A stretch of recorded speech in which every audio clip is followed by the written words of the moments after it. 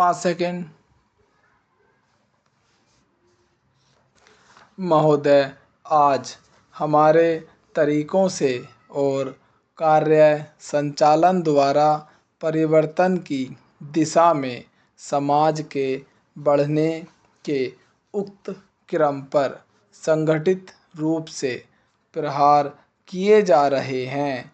कभी-कभी मुझे लगता है कि सही उद्देश्यों का भी इस्तेमाल गलत तरह से किया जाता है, जिससे बृहत्तर उद्देश्यों पर प्रहार किया जाए और इस पर आपको अपने विचार विमर्श के दौरान ध्यान देना चाहिए।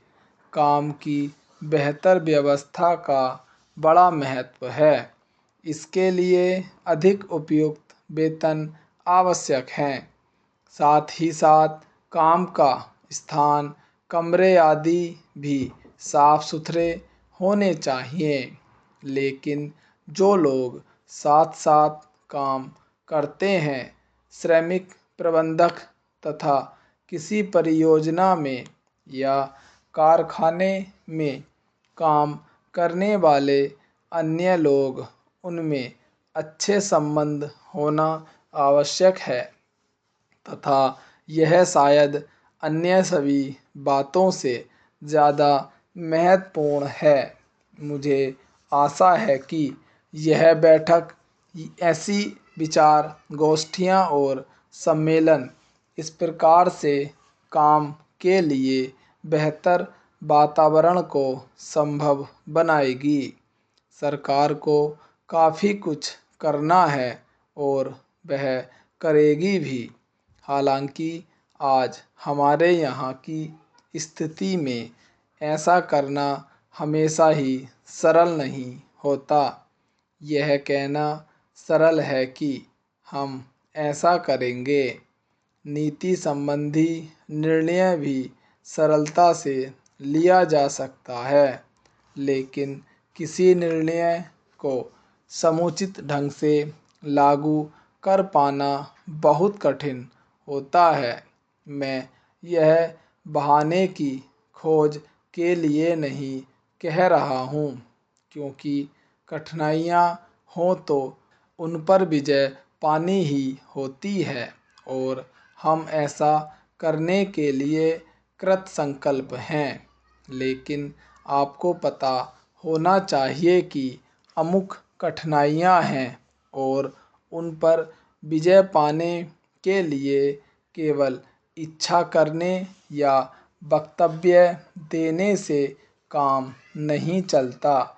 इसके लिए स्थिति को समझना और दृढ़ निश्चय के साथ आगे बढ़ना होता है, चाहे रुकावटें कितनी ही बड़ी क्यों ना हों, कठिनाइयाँ कैसी भी क्यों ना हो। सरकार का यही संकल्प है।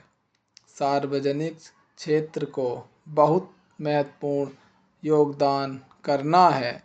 उसे यह काम अपनी उपलब्धियों द्वारा ही नहीं, श्रमिकों की भागीदारी की भावना को अनुभव करते हुए करना है। मैं जानता हूँ कि आज यह भावना सभी श्रमिकों में नहीं है।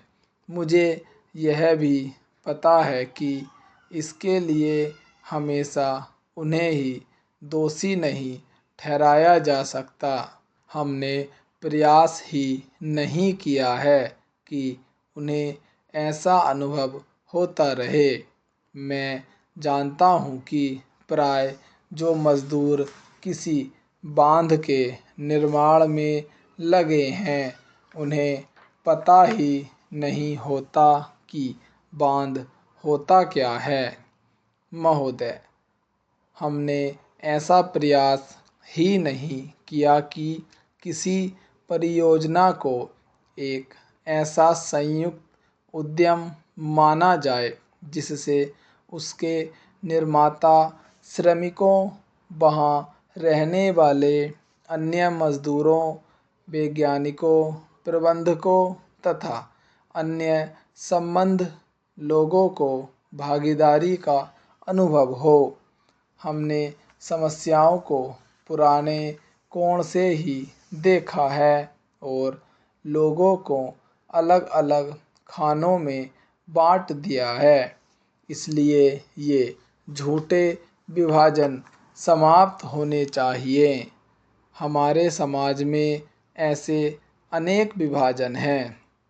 शायद वे सभी समाजों में होते हैं, लेकिन हमारे यहाँ वे सामान्य से कुछ ज़्यादा ही हैं। ये धर्म के आधार पर, जातियों के आधार पर, भाषा और क्षेत्र के आधार पर पाए जाते हैं। एक व्यक्ति और एक वर्ग को दूसरों से अलग करने वाली अनेक तरह की दीवारें हैं और इन सब विभाजनों से हमारा राष्ट्र कमज़ोर हुआ है। स्वतंत्रता आंदोलन के दौरान इन विभाजनों का इस्तेमाल हमारी एकता को तोड़ने के लिए किया जाता था। आज भी इन्हें उन लोगों को कमज़ोर बनाने के लिए काम में लाया जाता है जो एक होकर खड़े होना चाहते हैं, जो भिन्न भिन्न जातियों और धर्मों के होते हुए भी एक ही उद्देश्य से प्रेरित हैं। हमें यह सावधानी रखनी होगी कि ऐसे लोगों के समूह को कोई भी कमज़ोर ना कर सके।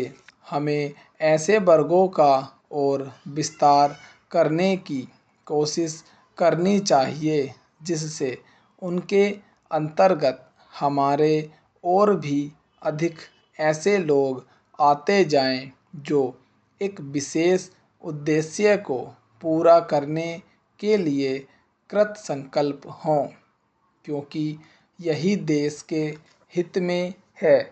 इसी से देश मजबूत बनेगा। देशवासी मजबूत बनेंगे जिनके अंतर्गत कोई एक वर्ग ही नहीं है, बल्कि सभी वर्गों के लोग हैं। इसलिए संपूर्ण शिक्षा का अभिप्राय है कि हम केवल अपने अधिकारों के लिए संघर्ष ना करें, बल्कि यह भी देखें कि हमारे प्रयासों का अल्पसंख्यक समूहों पर क्या असर पड़ेगा। औद्योगिक क्षेत्र सुगठित है, उसकी आवाज़ शक्तिशाली है, उसमें एकता है और इसलिए इसका प्रभाव पड़ता है। लेकिन हमारे देश में बहुत से ऐसे वर्ग हैं जिनकी आवश्यकताएं अन्य वर्गों से कहीं ज़्यादा महत्व की हैं, परंतु उनमें एकता नहीं है। उनकी मांग को प्रस्तुत करने वाला कोई नहीं है और उन्हें शायद पता तक नहीं होता कि उनकी कुछ मांगें भी हैं, लेकिन केवल इसी कारण से उनकी उपेक्षा नहीं की जा सकती। हम यह नहीं कह सकते कि उनकी कोई मांगें नहीं हैं। स्टॉप।